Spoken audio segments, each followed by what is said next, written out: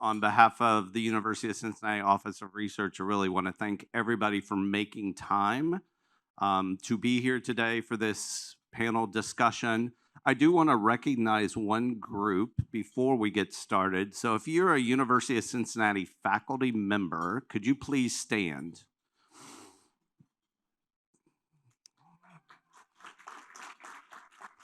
For the rest of you in the room, these are the experts in so many different areas. And one of them, Patrick Ray, who's standing back there in the middle, was scared I was going to make him come up and say something. But we appreciate the faculty. They are the ones who are driving the advances, and we appreciate them making time to be here today with all of you.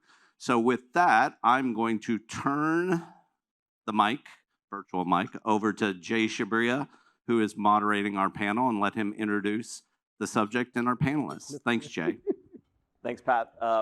Thank you all for coming today. This is one of our Flashpoint series. The Flashpoint series was something we created during COVID to do a kind of a virtual speaker series for Digital Futures. Pat Limbach doesn't get enough credit. Pat Limbach is the VP of research, and he's created a tremendous platform. But also working in Digital Futures is the AVP, Jennifer Kravickas, who some of you've met, some of you've not. If you haven't, you should. She is the one that actually makes all of this go. We created this series, I think it was 4 years ago. And what it's done is it allows us to be able to tell UC's research story in a way that is approachable by the general public, by other people, to actually explain what it is, so it's applied research. And we try to solve problems that matter. At the end of the day, that's what it is. So when we have a researcher out there, they're not there just in their ivory tower. They're in the community, they're with companies, they're with nonprofits, and they're solving the problems that matter in our society. And so we're very pleased. I just wanted to give Pat and Jen a round of applause too for everything they do. Thanks.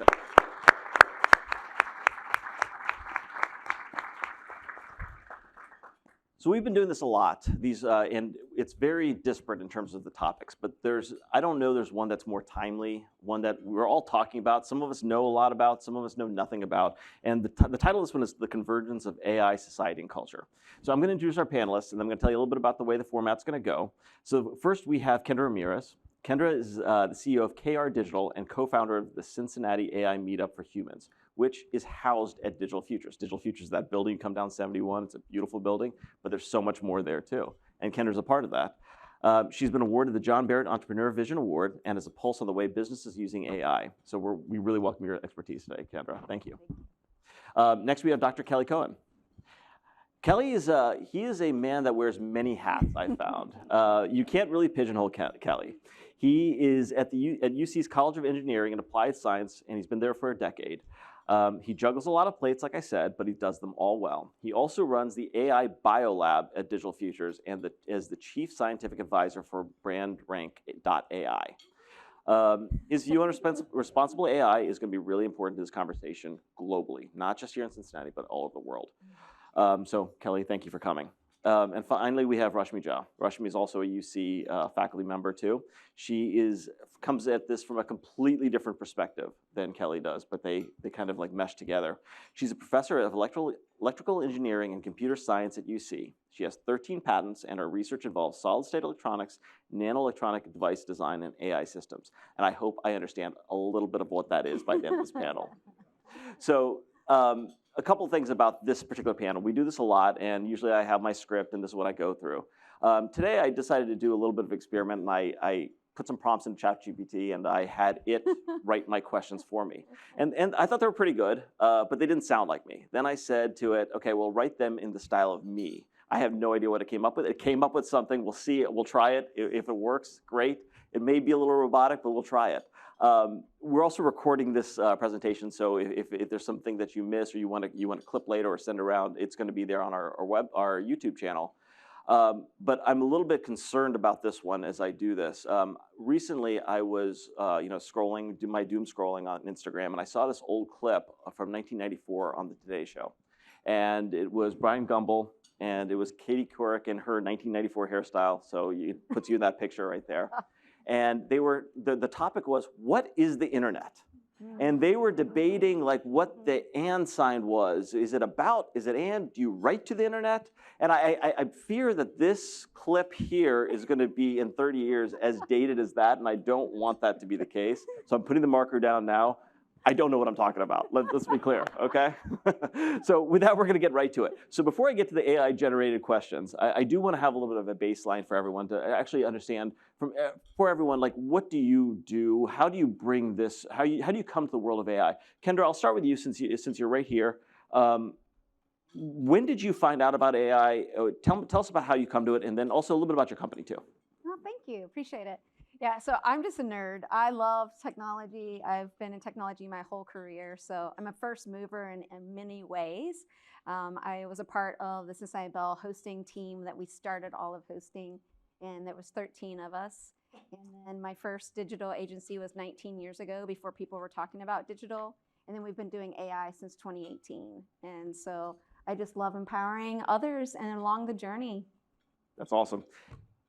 Kelly, you do a lot of different things around AI, space, health. Tell us a little bit about what you do and also about the startup that you have. Yeah, thank you for being here today with me and my work at UC. So about 30 years ago, my employer, I was working as an engineer, I had no plans to do any higher studies, came up to me and said, you know what, we want to do something nice for you. What do you want?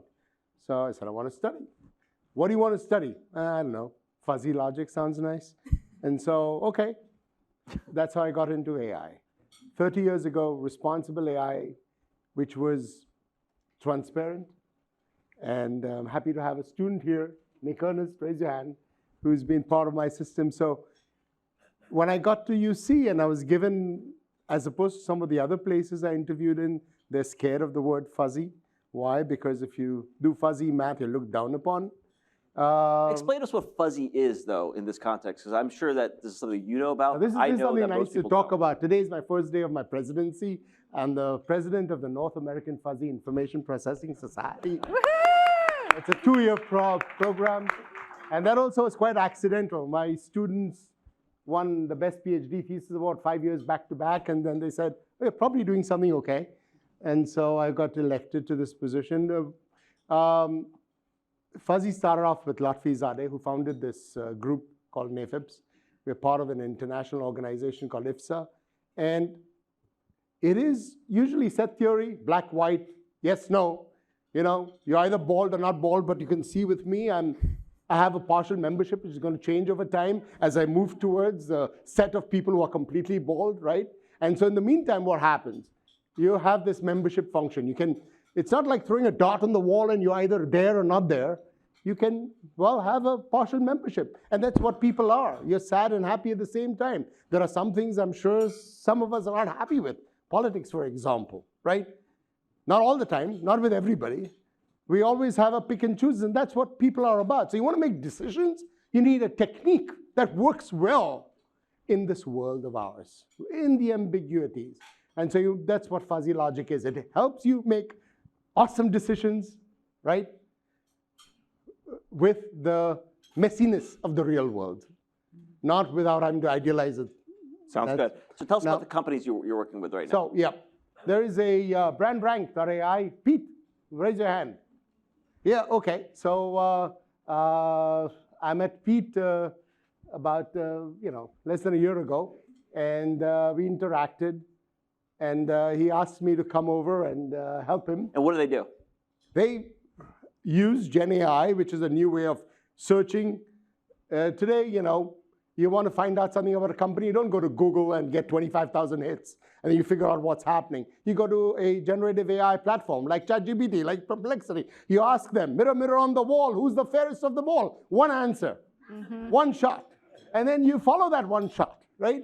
And so we want to, in this new age, we want to help customers do better, get better, learn, and also find out the differences. Are they responsible? Are they stating something and following something completely different? Are they fibbing? So we want to hold them accountable in a way. And one of our, we've got Better Business Bureau, if I may say so, as one of our first customers. So we're using this to build a capability which would allow us to hold companies more accountable, Awesome. more responsible. The other company I have as a spin-off of UC is Genexia, which is about women's health. How do we use information which is out there, mammograms, and take that information to provide additional risks on cardiovascular health? 500,000 women die every year of heart attacks. We want to cut down that number. According to Professor Esselstyn, who's a cardiologist in the Cleveland Clinic, nobody needs to die of a heart attack today. You just need to be warned, you need to be careful, diet, exercise, some medication, and we can put that away. The question is awareness. So how do we raise that awareness? What we're trying to do is take that same mammogram, that same equipment, that same data, just apply new AI to it, and then provide people with this advice. Hey, risk is low, don't worry. Risk is medium, start taking care of your lifestyle. If it's high, the risk, because there's a correlation between breast arterial calcification and your cardiovascular health, well, in that case, go to a cardiologist right away, get yourself an angiogram, and find out what you can do to save yourself. Sounds good. And then at UC, doing a lot of good work with AI in the area of health, space, Air Force, DoD, worker safety, lots of work. I want to pull on the space theme a little bit later in the conversation, but I want to go to Rashmi right now for a second. Rashmi, I'd like you to tell us a little bit about your work and then also your startup as well too, please. Yeah, I have to start with saying I forgot what I wanted to say after listening to Kelly. There's a lot there. So it will take me a few seconds to recall what I wanted to talk about myself, but it was awesome, so impressive that I'll keep it short. So I'll start with my background. My background is in semiconductors and microelectronics. Prior to moving to academia, I worked at IBM Semiconductor Research and Development Center at New York for a few years. So how did I end up in AI? Many of us don't think, what does semiconductor and microelectronics have to do with AI? But if you think about it, AI models are becoming very complex with hundreds of, not millions, even billions of parameters to be trained. And if we did not have these advanced processors made out of these advanced microelectronics and semiconductors, that wouldn't be a reality. So that's how microprocessors and semiconductors is extremely important. As a matter of fact, for semiconductors and microelectronics, AI chips to serve the purpose of AI is one of the most prominent and growing market, growing at the rate of about 30% compound annual growth rate of 30%. And by 2032, the market is going to be about more than $200 billion market in the US for these type of chips to accelerate AI and serve the various opportunities for AI. So that's how I got into AI. So you're talking about Intel and NVIDIA and those. Precisely, right. And that's where I wanted to connect. We are very fortunate that way that Intel is opening state-of-the-art fab in Ohio, which is going to cater to the needs of advanced chips that is going to go into these AI. Beyond that, I also wanted to thank Dr. Marty Emmett, whose center is, he's the director of this test center. Marty?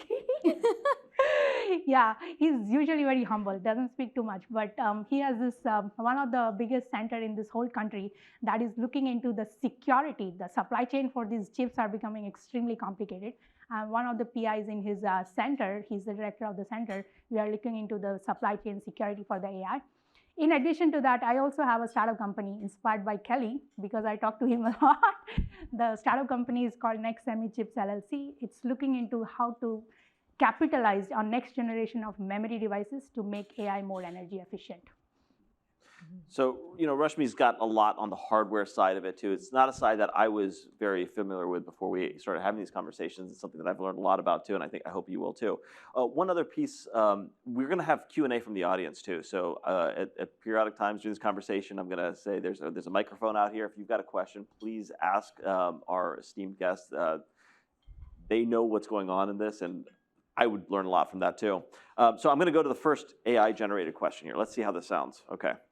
Dr. Cohen, your journey through academia and advising has been multifaceted. Share with us critical insight you've gained that bridges AI's theoretical and applied aspects. I don't think that sounds very much like me, so I'm going to skip those next, but that's the question right now. Okay. In academia, it's all about the quality of students you have. How do you inspire them, right? So I met Nick. He's out here way back in 2008-ish. He took a few classes with me. I'm not sure at that time he felt like being a PhD student.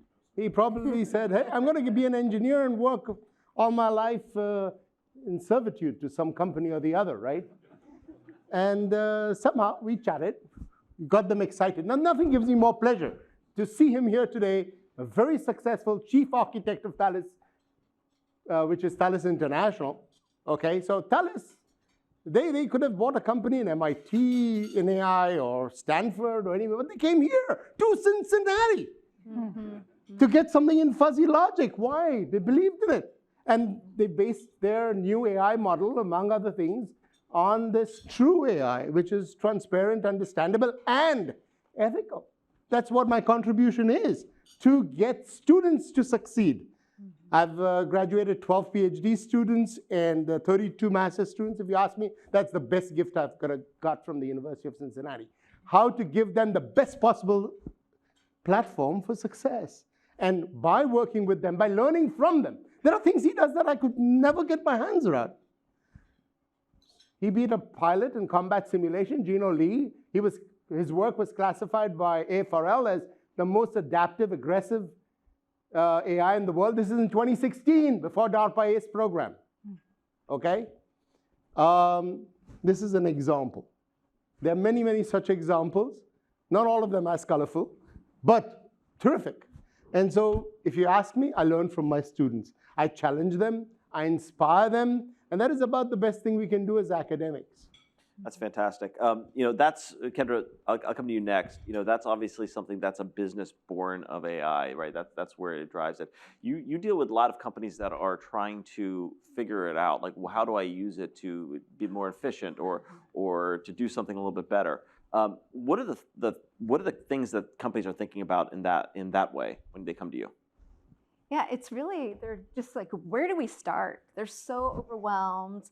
And there's a lot of fear involved. A CEO that I was working with, he's like very proud of himself. And he's like, I've shut down access to all AI. And I'm like, good for you. Now you've caused another problem called shadow IT. And so I'm like, I asked him, I was like, where are you getting your information from? He's like, well, the news. I'm like, well, have you actually witnessed any AI tools? Have you played with any AI tools? And he hadn't. And I said, okay. So I just grabbed my laptop and we started doing a couple of things in ChatGPT and in Copilot and some different tools like Perplexity. And then he had this light bulb moment. He's like, what have I done? And so it's understanding and meeting people where they are. So it's lowering a barrier right now for most businesses. And do you find that that's just been the common thread here, that they just don't understand it yet? They don't understand it. They don't know where to start.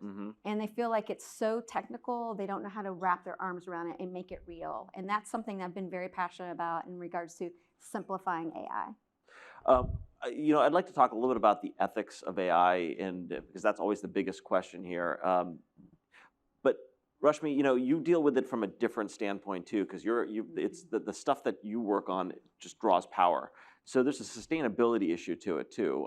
You see the data centers that are being put up. There's one in outside of Columbus from Amazon. But it seems like it's similar in terms of the power that's going to be used. How do we do this sustainably? Yeah, so that's what I wanted to talk about, and thanks for the question, Jay. We don't think too much about how much energy all these systems are consuming. So if we start from large language model to GPT-2, the number of parameters that we have to train is more than 100 millions, and then to GPT-3, it's 175 million, and then, or more even, and GPT-4 is 500 billion parameters. So for a layman, what do these parameters mean? So if we connect back to our coordinate geometry in high school, for a linear equation, straight line, there are two parameters, slope and intercept. For quadratic, it's 3, a, b, c, ax squared, bx plus c. But here, think about it, those numbers increase to 500 billion and more. You have to train the model, and then you ask questions, and it gives you back the answer. So it was, a lot of questions are coming. When these things are trained, according to one report, GPT-3 consumed more than 1,000 terawatts of power, which is equivalent to total power consumption in Japan. So Say that again. So ChatGPT 3, which Yes. is one version before, right? Or two versions before? No, one version before. Okay, right now we are in GPT 4. Right. By the way, GPT stands for a generative, predictive transformer languages. So it's like complicated stuff. But according to one report, when you train these GPT 3 models with 175 million parameters, it ended up consuming more than 1,000 terawatts of power, which is equivalent to total power in consumption in Japan. So That's now, incredible. given the fact that most of these power is generated from fossil fuel, we have to worry about the carbon footprints of all these things. And every time, so this is about training. What about inferencing? Like Jay was saying that he asked questions to GPT. So every time we get engaged in these questions and answer rounds, it's equivalent to keeping it cool, and it's equivalent to about 500 ml of water. So think about giving, every time you get engaged, you have to provide water. Why is this water coming into the picture? Because when these processors work, they are not as efficient as we think they are. A lot of energy is wasted, and it causes the heat, which is not good for the semiconductor chips, so you have to keep it cooling. So water consumption is also big problems. Millions of tons of water will go in keeping these data processing centers cool, so the transistors can keep performing. So how do we argue the sustainability of AI unless there are major changes that Yeah, I'd love to hear your thoughts about that, but you've scared me a little bit. You know, Taylor Swift flies across the country back and forth. I feel like the fact that I asked ChatGPT a question now that I'm implicated in global warming right now. So man, wow. On that note, any questions from the audience? Please raise your hand to think about some here. Anyone have anything right now? Right back here. Why don't we come back here? Well, we got a microphone so we can get it for posterity. So you can look like that Today Show video I was talking about too. Thank you. I just had a quick question for Rashmi. We're talking about the cooling and the importance of that. And, you know, we are blessed with the river and just an abundance of water. And it looks like we're going to continue to have that. So I know in places like Arizona, they've used air to cool. Places like Finland, it's easier to cool because of their temperature. But we do have this incredible supply of water here. And I was just, for cooling towers, for the data centers, has there been any discussion about maybe with infrastructure and all of that and the funding coming to build a center here on the river to use our best resource here? That's a very good question. When Intel Fab was coming up, I know there was some concerns because fabs also consume a lot of water. So there was a lot of concern about the freshwater supply and things like that. In terms of data centers, bring it to Ohio, where we have abundant of water supply. Kelly, you were saying that there is some Amazon center in Columbus. Is that true? I said that, but it is true. It is true. So there is one already there. But it is true, if that water demand becomes so aggressive, then we have to look for opportunities where there is abundant supply of water. People are thinking of making it under the sea data center. Apparently, the temperatures are cooler there. Or there is one startup company that's thinking of making it even on the moon, which is not very impressive, looking at moon and thinking of data center. So yeah, people are concerned about it. But right now, AI models are qualified based on their accuracy. And people don't mind pumping it tons and tons of parameters into it. But going forward, if we want it to be more sustainable, we have to put standards on carbon emission, on energy consumption, as well as the cooling needs, because over the time, the resource needs are going to grow as we need AI to be more advanced, you know. Thanks, Rashmi. Kendra, I wonder, do businesses think about that, the subject of sustainability, or is this something that's just not even on their radar right now? I would say definitely in the larger that have their own, Yeah. you know, from an on-premise and their own data center aspects.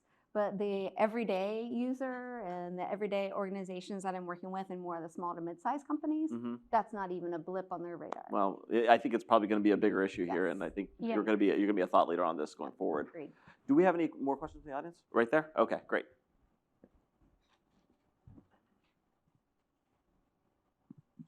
First off, thanks to UC for organizing this. I think these forums are incredibly important and urgently timely. So I wanted to ask about leadership. There's a lot of leadership firepower in the room. I see Mika, I say other decision makers. And I think whether we're experts or not in AI, we all have to make decisions that involve complicated AI tensions. And I'll just list a couple because I'd love to get your thoughts and advice to the group on how we should lead in an AI era. There's tensions around efficiency versus ethics, innovation versus regulation. We want to turn over a lot of rocks as innovators, but it's a complicated regulatory situation. Kendra's right at the heart of human touch versus automation. We're all going to feel intense shareholder pressure to improve the bottom line, and that will have some trade-offs. Speed versus deliberation, data-driven decisions versus creative intuition. But how do we think about these tensions? Give us some advice. So, Kelly, I'm going to turn to you first on this because that's a lot. Those are a lot of different pillars there. But as we're making policy around this, I think that's always where we go to, whether it's corporate policy or whether it's government policy, because at the end of the day, government's going to come in and they're going to start to regulate.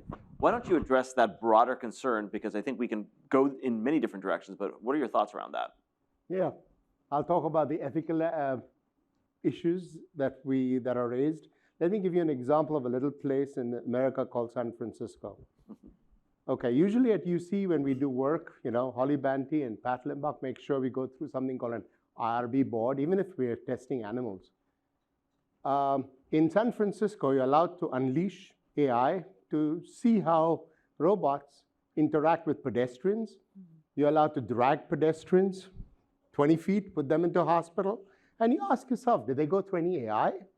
No. Did these robotic cars called taxis go through any vision test? Are the sensors working? No. Have they gone through any driving test like I do when I get my license? No. And then a GM, big company, got bought over Cruise Taxi for $1 billion. They've got the money. They could, the city officials, policy, come, try out, put our citizens behind in the hospitals. I ask you guys, in Cincinnati, would you want that to happen? Would you like your children to roam around in a place where, and what is the point? Afterwards, when we looked at the investigation, what did Cruise and GM say? Oops, sorry, bug in my software. No. But was that software validated, verified by DOT? How do we get ahead of it? How do we get ahead of it, though, then, at that point, right? What's the answer? We have to check to see if a technology is mature. Who's the we in this? We, as in we the people, elect officials who answer to we the people, and they understand what is ethics. If I'm asked to take care of those little animals that I test with, and of course go through a lot of IRB process, if I'm even interrogating or questioning students on some weird matter, nothing that would cause their harm to their health, and then we have cities here doing all this mess. In Europe, for example, EU-Europe Act, not everything is admissible. There's no Wild West. AI is classified. Unacceptable risk. What does unacceptable risk mean? That means it's going to cause harm to society. So they would give you an annual fine of 35 million euros. That's a lot of money. That's how some people understand what to do and not to do. Then there are high risk, medium risk, and low risk. Each of them have a fine associated with this. You talk about regulation, this is super regulation. And 500 people in this EU voted for it, and 50 were against it. That's a huge majority. They can't even agree upon in Europe who gets the best wine or who serves the best pizza. But they can agree upon you need to regulate AI, you need to have an ethical society, and you need to hold your policymakers accountable. Anybody here talk about who's accountable, giving permission to such companies to do whatever they want with the citizens? It makes me angry. Sure. I'm serious about it. That's ethics. So we need to demand more. We need to educate policymakers. They see this, big company. The big company says, Scout's honor, my technology is good. That doesn't work. You need to be able to come up with ways to, and regulation is not necessarily a bad word for innovation. Not when it comes, it's not like, oh, Microsoft released a new Windows version with 300,000 bugs, and you get the back screen, the blue screen of death, and you do a Control-Alt-Delete, and you unplug the thing, wait for 10 seconds, and it's okay. Not here. Cyber-physical systems working with AI hurt people. Deep fakes can cause kids to jump out of the window and kill themselves. There are huge implications of what we do and what we do not do with AI. Oh, 100%. There's huge ethical issues. Kendra, I want to turn to you on this too, because look, you have the voice of a very local group of folks.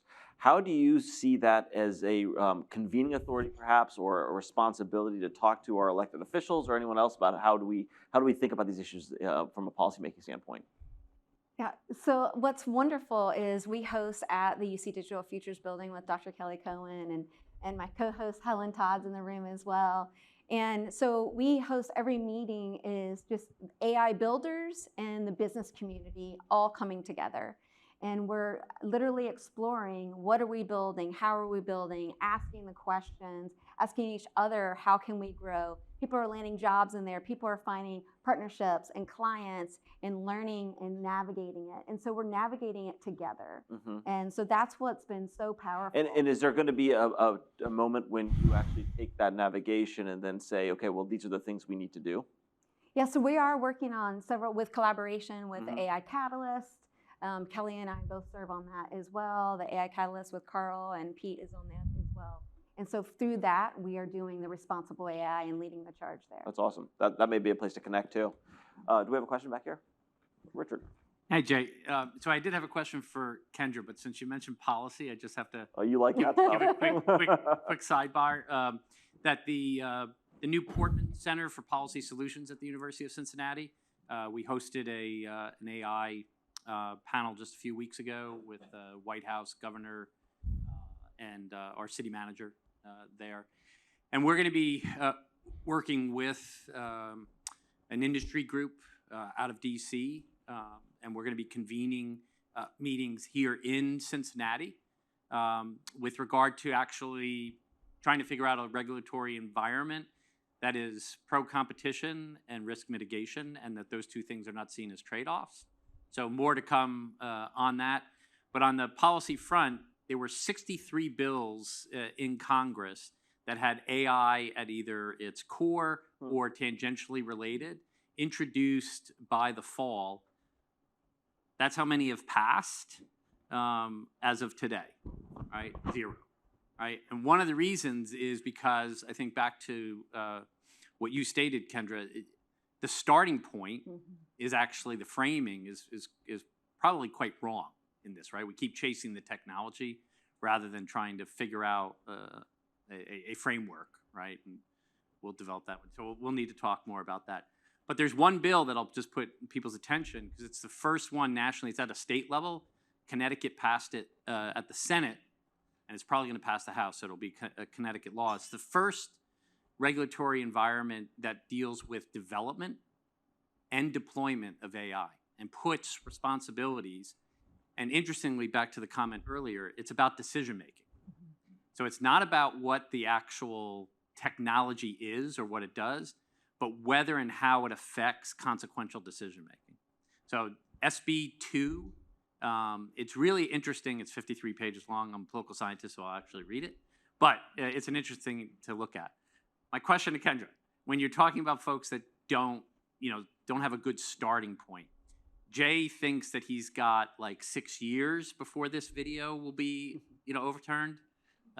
It's about 6 months, Jay, right? Like people look back and go, really? That's what they were talking about? Why? 100 million users of the telephone took 75 years. 100 million users of ChatGPT took 2 months.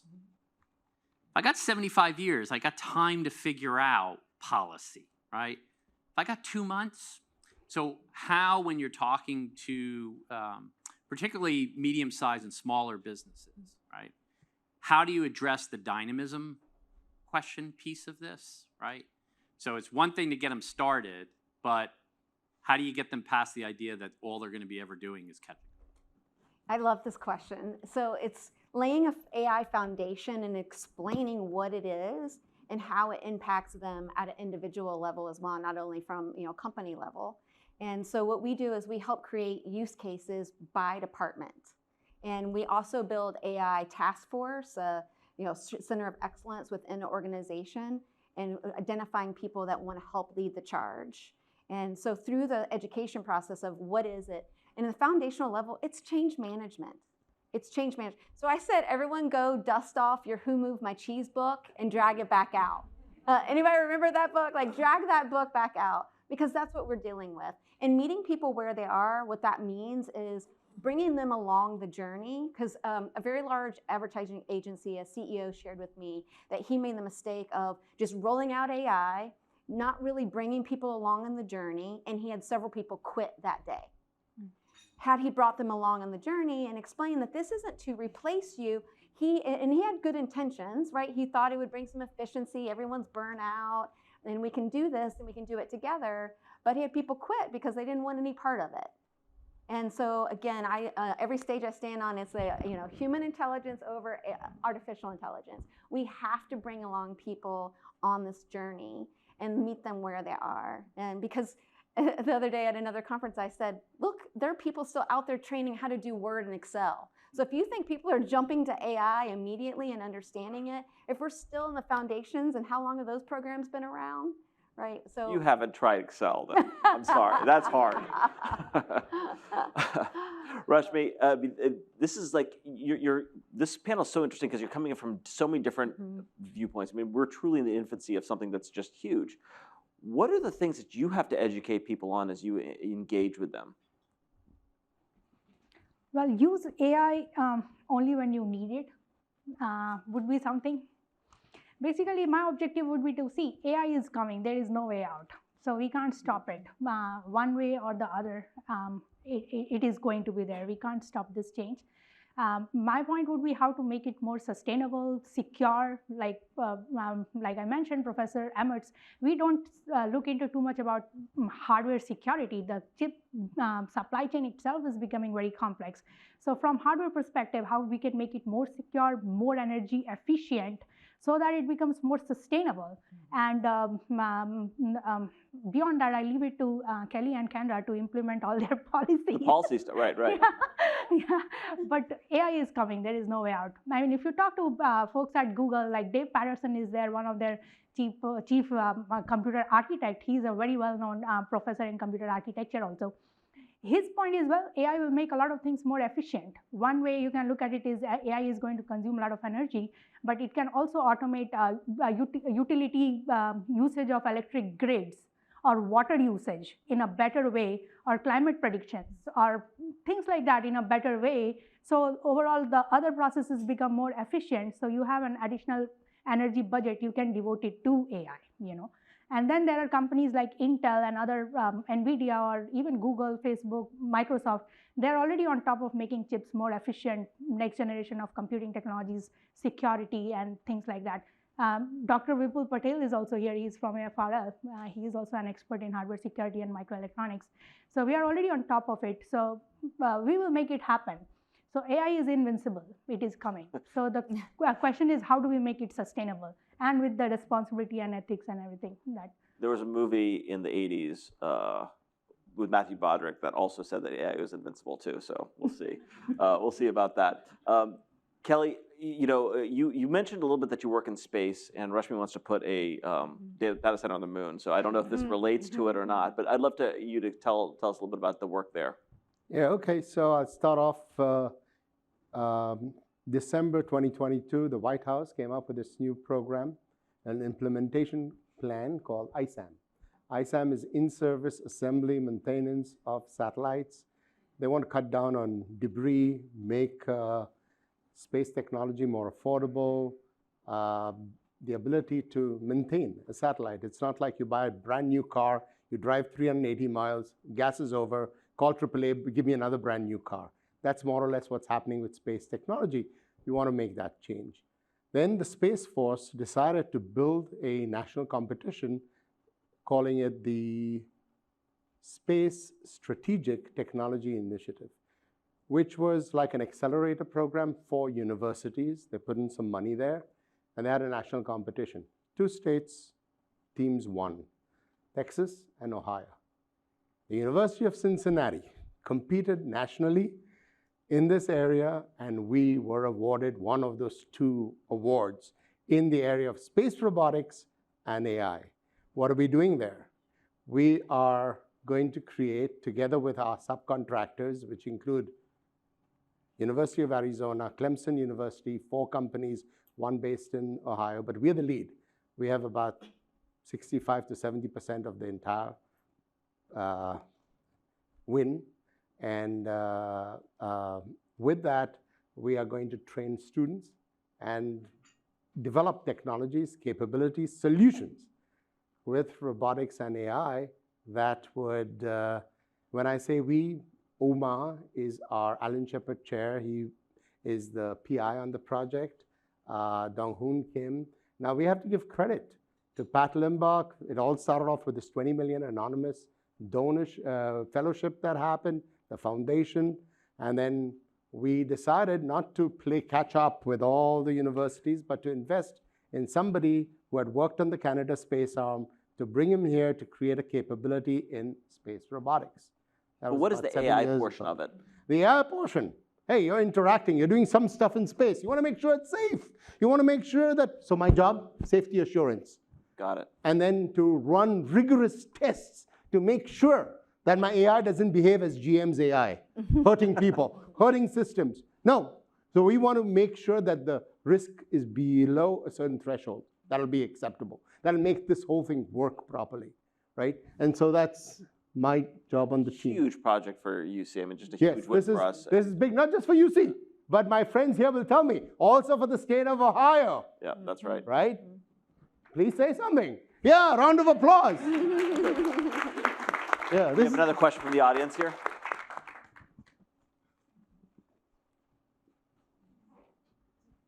Thank you. I just want to commend all of you for really striking a balance between your subject matter expertise, your passion, and the calibration of your moral compass. Rashmi, you are manufacturing these chips in an environmentally responsible way. So impressed with this, and I'd like to know what sort of support you would need from our region to do this here and to keep doing this here.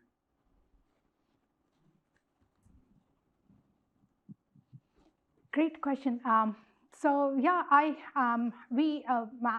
have some research which is funded through National Science Foundation and Air Force Research Lab and some other entities. Plus, we are involved with Dr. Marty Emmett's center, CHEST, that we are making use also to train students, as well as we have support from Intel as well to do all these type of research and development work. Just making, in terms of what is needed, like Kelly was saying, getting good students, making people more aware about, well, semiconductor microelectronics is important, so students should choose, brightest, young, bright students choose this area to come and train themselves and join the workforce will be very important, because it's at the end of it, it's the students. Professors give them a broad objective, hey, AI is consuming a lot of power, but it's the student who do the hard work. So how we can generate next set of talent who can answer these questions. One of the area which is very cutting edge is, like Kendra was also saying, bringing the human fact of it. So the hardware version of it, well, compare the AI chips to brain. Your brain is pretty secure, it's pretty energy efficient, and that's what artificial intelligence is about. So how can we connect these 2 things together? Making our student, basically, those type of things would be great, and so it would be nice how we can accomplish it. I'll answer that question too, even though I'm not an expert on this field at all. But part of what we do in these conversations is to get a whole broad group of people together to kind of listen to this. Because I will say this, there's a lot of collaboration that goes on, but there's still a lot of silos, and we need to break the silos down. So I think the idea is, what can we do? We have a unbelievable resource here in UC Office of Research, the work Kendra's doing, the river, all of these things, and how do we come together and work with our policymakers to try to actually figure out how do we make this a sustainable environment for us to really grow. So I think it's incumbent upon us to the conversations afterwards to see if we can do it. But this is the first seed of it too. Another question? Hello. Hey, Kendra and Kelly. Good to see you again. Rashmi, nice to meet you. I run a nonprofit that deals with privacy and why that's important. And AI is nothing without data. And I'm wondering, and Rich, as you see, the laws are kind of going to be slow to catch up with how fast this is going. And I was wondering how you anticipate the challenges that come from bad actors, not just foreign actors, but for example, somebody that can locally run ChatGPT and use it for sextortion, as an example, which is generating images of somebody to hold them hostage in some way. How families may deal with these things. And I know we can educate them. We have to wait for policy, but what are some of those things that we need to think about that can be really effective in this area? Thanks. Kelly, I'm going to go to you first, 2-minute answer, and then Kendra, I'm going to ask you for 2 minutes. Hey, John, thanks for the question.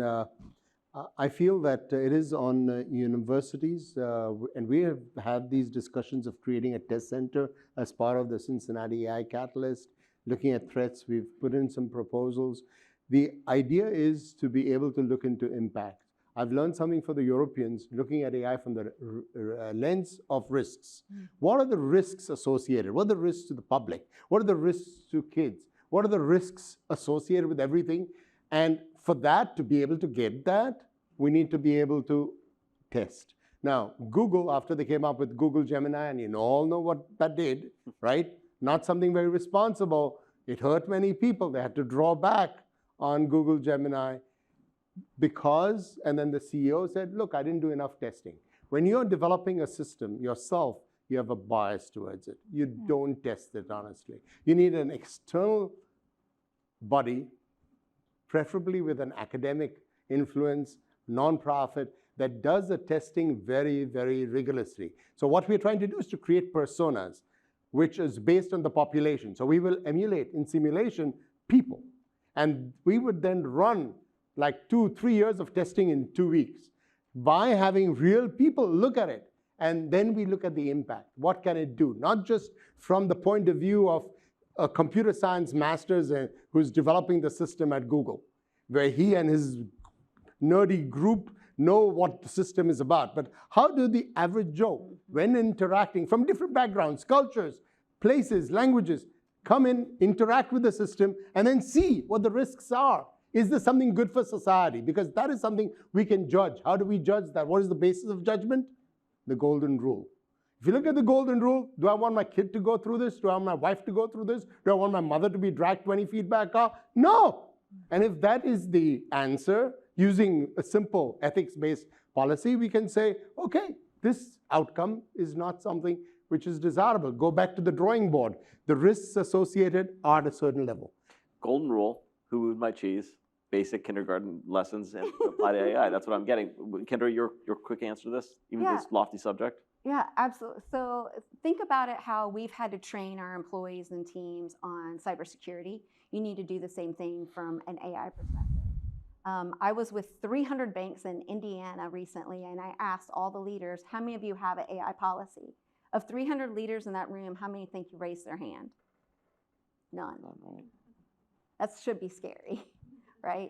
And so having that policy and then training on the policy. So I always say businesses need to come up with a safe word, a safe code, and in your families, right? So because the spoofing that is happening through your phone and your voice, we had I heard of a story, it wasn't impacted by any of my clients, but through another cybersecurity firm shared the story with me that there was an executive that was traveling in California. They spoofed his name, or his phone and his voice. They called his executive assistant, because the executive assistant, you can find who it is on LinkedIn, very easy, social engineering is big. And so they called her using his fake voice and said, hey, I'm traveling, I don't have my credit card on me, can you give me the number? She did, because she didn't understand the impact. She didn't know to ask some qualifying questions to make sure and verify it was him. just kind of like the whole situation where we heard in, the China and the video call, and they, wired $25 million, right? So these are things that we have to be really, really passionate about, and not only in our businesses, but with our families, and coming up with, some kind of safe word, safe code in those manners, but training on it is really important. Thank you, Kendra. One more question, and I think we'll be. Okay, question and a comment. Thank you so much for this discussion. I'm with the Regional Chamber of Commerce, and two things. Number one, we're working with Kendra on a 6-part series to take this discussion on AI to the business community. We're also thinking about workforce development. So the categories that we're thinking of right now: cybersecurity, data management, small business, education, healthcare, nonprofits, and then enterprise logistics. The question I have is, what industries are your students going into? So we're thinking about, okay, we're training, we're educating, but what are the emerging businesses that folks that are graduating or reskilling, upskilling, what are the industries they're So a moving forecasting into? question, like where can we look at it? Kelly, I'll go to you first, and then Rashmi, and you'll have the last word. Yep. My students have gone to aerospace, mechanical engineering, industrial engineering, entrepreneurs that have done just the right thing, and then they end up wherever, and then the health area. I've been working with the College of Medicine and Health and AI for Health in the past 10 years. Some of them go there as well. Some of them just want to become lawyers. There you go. Rashmi? Yeah, so I would really recommend you to add microelectronics and semiconductor in your list as well. Particularly microelectronics are becoming very important for Ohio. We already have this center called OSIS, Southwest Alliance, Ohio Southwest Alliance on Integrated Scalable Manufacturing, which is a consortium of 14 universities in Southwest Ohio, led by University of Cincinnati, where we are training workforce. It is funded by $3.2 million by Intel. So to create workforce to work in their fab in Ohio, because they desperately need these technicians and engineers to run all their extremely expensive equipment. So semiconductor is becoming very important. As part of it, we have rapid certification in semiconductors, which we provide to technicians and anybody, newcomer who wants to know more about semiconductors, interested in knowing introductory course to semiconductor. We provide them online and in fab, in our UC clean room, hands-on training and things like that. So it would be great to add that also, because we don't think too much about hardware. And like Kendra and Kelly was saying, security in AI, it is very difficult to test all hardware-software combinations.